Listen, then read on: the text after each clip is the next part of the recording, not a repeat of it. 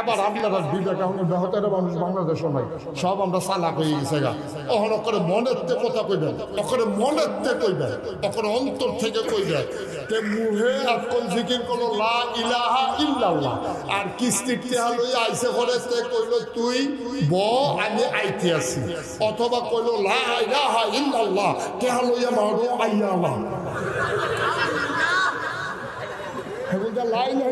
ঠিক আবার হেতারও কয়ে দিছে টেহা লইয়া মারো আইয়ালা, আর হেতো টেহা লইয়া মারো আইয়া মরছে, আবার লাইন জিকির করতে আছে। ওই শ্রেণী কথায় কামে বন শ্রেণী, কথা কথা কথায় কামে বন শ্রেণী।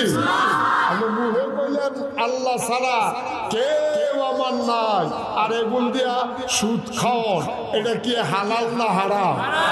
এটা আল্লাহর দেওয়া বিধান না মানুষের বিধান? এটা মানুষের বিধান, এটা মানুষে বানাইছে সুদের ব্যবস্থা।